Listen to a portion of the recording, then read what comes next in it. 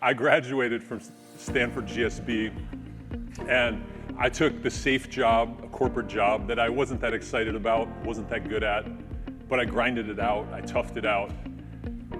And about a year into that job, we had this offsite in Napa.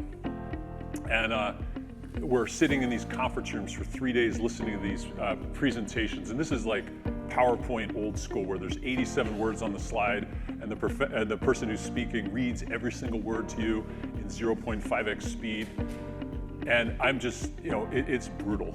So about a day and a half into this offsite, I hatched my escape plan. So I'm sitting in the room, and I put my suit coat on. I just tuck my notebook under the suit coat just to make sure there's no trace. And then we take a break at 10:45 in the morning, and I file out, and I make sure I'm the last one to go in the bathroom, and I hide out in the stall. And so I wait like 3 minutes for everyone to leave, and then I wait, like, just to be safe, I wait another 5 minutes. And then at one point it does occur to me, I'm a 27-year-old vice president. I'm in the men's room, in the stall, hiding from my own company. But, all right, nonetheless, I bust out, I don't see anyone. I go up the back staircase, go to my room, take my suit off, take off my tie, and I put on my running clothes because I'm gonna go for a run. And I put on my running shoes, my running shorts. I tie this red bandana around my head, I always work out with a red bandana. And then I go down the back staircase, and I go around and get on the Silverado Trail. I couldn't find my shirt. I'm not sure if I packed one. It's 75 degrees, doesn't matter. So I start on this run, and it is just glorious. Like my playlist is amazing, and I'm having just this great time. And on this run, I start to have this runner's high, which some of you may have experienced.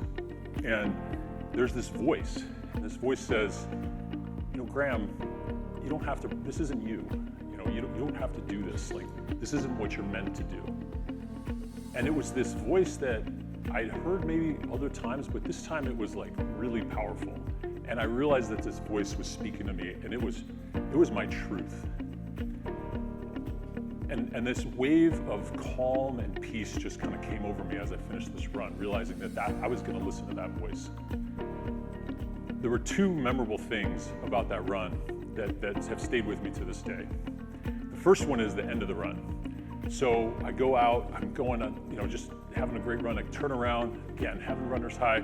And at the very end of the run, one of my favorite songs comes on my playlist, which is Eye of the Tiger by Survivor. And it's the theme song of Rocky III, if you haven't seen that. Like the gratuitous training scene where he gets beat, then he has to come back and train. They're playing that song, and it's like, dun, dun, dun, dun, dun, dun, dun. Da, da, da. So then I'm like, okay, I'm feeling it, I'm running, and then there's this long glass building that is on this trail, and I'm like running, and I catch a glimpse of myself in the thing, the sun's hitting me just right, I got my bandana, sweat's pouring down, I'm shirtless, I'm like, I look like Rocky right now. And I just looking in the mirror, I start doing some of these. And then I start doing some of these, a little bit of that, start doing a little bit of this, and then I'm like, yeah, feeling this. And then I see something kind of moving in the window, take my sunglasses down, I look, and all the energy drains out of my body because I realize what's happened. I've been on this run for 2 hours.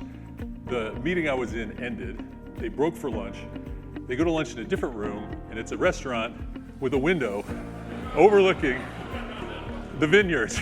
So me sneaking stealthily back into the meeting actually became me shadowboxing shirtless in front of my entire company. So that was the first reason that run was memorable.